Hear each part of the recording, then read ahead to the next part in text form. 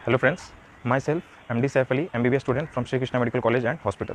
ये वीडियो बनाने के पीछे मेरा मकसद ये है, ये वीडियो मैं कॉमन पीपल के पास एक कॉमन लैंग्वेज में पहुंचाना चाहता हूँ। इनफैक्ट मैंने अपने आसपास और बाकी कई सारे लोगों से बात की और बात करने के बाद ये मुझे ज़ाहिर हुआ कि वैक्सीन क्या है और वो बॉडी में जाके क्या करेगा, इस चीज़ के बारे में लोग अभी भी स्पेसिफिक नहीं है। उन लोग के मन में अभी भी अंधविश्वास है।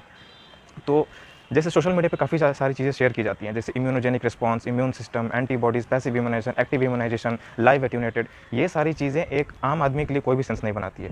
तो मैंने ये कोशिश किया है, मैं कोशिश कर रहा हूँ कि इस वीडियो के द्वारा एक आम आदमी जो मेडिकल साइंस का भी नहीं जानता हो, उसे भी ये समझा पाऊँ कि बेसिकली इन सब बातों का मतलब क्या है, आखिर क्या चल रहा होता है शरीर में जब एक वायरस, एक कोई भी बैक्टीरिया आपके बॉडी के अंदर घुसेगा, और एक वैक्सीन से आप अपने आप को कैसे प्रोटेक्ट कर सकते हैं।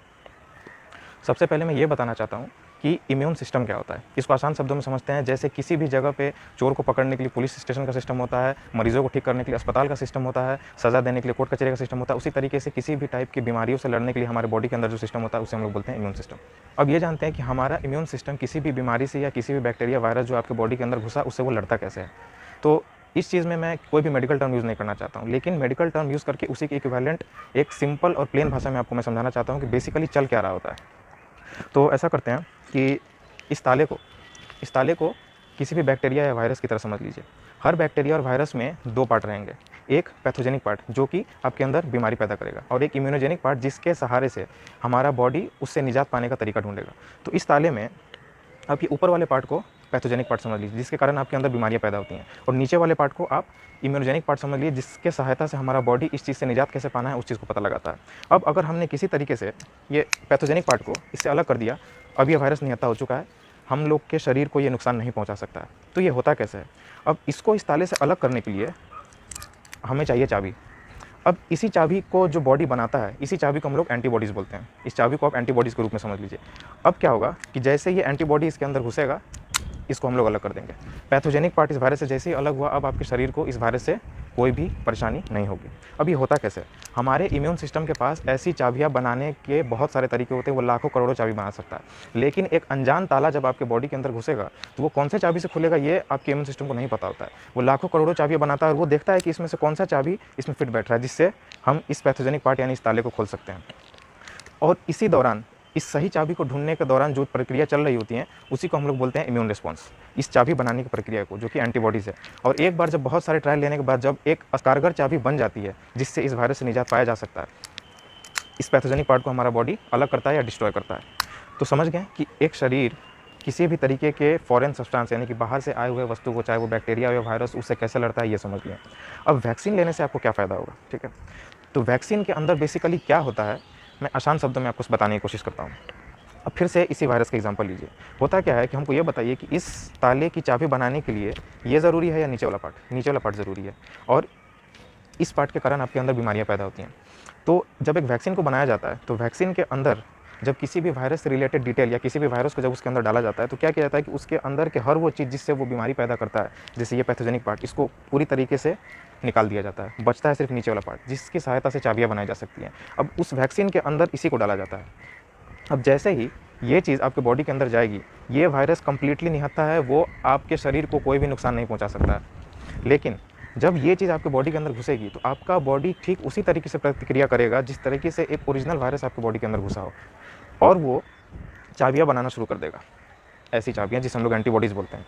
लेकिन पहले में और अब में ये अंतर है कि जब ये चाबियाँ बनाएगा, उस चाबी बनाने की प्रक्रिया के दौरान ये वायरस का पैथोजेनिक पार्ट उसमें नहीं लगा हुआ है, तो ये वायरस आपको बॉडी को कोई नुकसान नहीं पहुंचाएगा। लेकिन आपका जो शरीर है, इस चाबी को बनाने की तमाम कोशिशें करेगा, उस दौरान आपका बॉडी को कोई भी हार्म नहीं पहुँचेगा।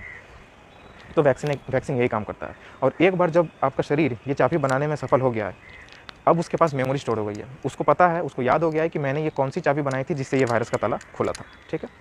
तो अब जब अगली बार, यानी कि जिस इंसान ने वैक्सीन ले लिया है, अगली बार जब कोई असली वायरस जो इस पैथोजेनिक पार्ट के साथ आपके शरीर के अंदर घुसेगा, आपके शरीर को सोचने में टाइम ज़ाया नहीं करना पड़ेगा। उसके पास ये चाबी यानी कि एंटीबॉडीज़ पहले से बनी हुई होंगी, उसको बस इसको नेसेसरी अमाउंट में एम्पलीफाई करके ज़्यादा से ज़्यादा नंबर में बनाना होगा, ताकि जितने भी सारे वायरसेस या ताले हैं उसको खोल के ये वाला पार्ट अलग किया जा सके।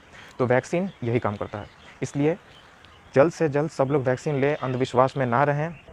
अब इसी चीज़ को हम इस चीज़ से जोड़ के बताना चाहते हैं कि ये बोला जाता है कि जो भी लोग कोविड से रिकवर कर चुके हैं, वो लोग अपना प्लाज्मा डोनेट करें।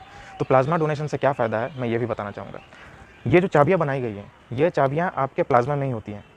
तो जो पर्सन कोविड से रिकवर कर चुका है, उसके शरीर में ये चाबी बनाने के तरीके हैं, या फिर यूँ कह लीजिए ऐसी चाबियाँ उसके प्लाज़्मा में मिलती हैं।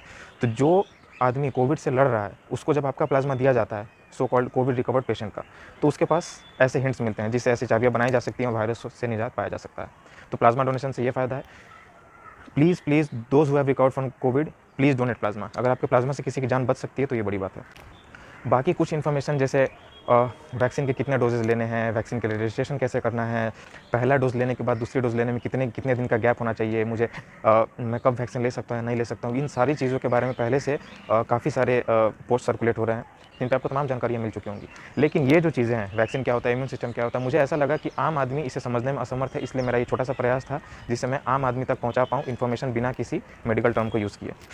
और एक और डाउट कि कई लोग ये बोलेंगे कि मैंने देखा इनफैक्ट जब मैं अपने कॉलेज में गया तो वहाँ पे कितने लोग हैं जो ज़िद पे हैं कि मैं कोवैक्सीन ही लूँगा या मैं कोविशील्ड ही लूँगा, ठीक है। तो ये कोई ज़रूरी नहीं है कि इसमें से कोई एक वैक्सीन ज़्यादा कारगर है और एक वैक्सीन कम कारगर है। दोनों बराबर तरीके से कारगर हैं। आपको वैक्सीनेशन करवाना चाहिए और दोनों के दोनों वैक्सीनेशन कारगर है। बस दोनों के काम करने के तरीके अलग-अलग हैं, लेकिन दोनों अल्टीमेटली जो काम करेगा वो सेम है, चाबियाँ बनाना। Thank you. एंड मेरे इस वीडियो से अगर किसी एक आम आदमी के सोच के ऊपर भी अगर फ़र्क पड़ता है, जिससे उसके मन में जितने भी सारे डाउट्स हैं वैक्सीनेशन को लेकर, अगर वो दूर हो जाते हैं, तो मेरे लिए यही सफलता है इस वीडियो की।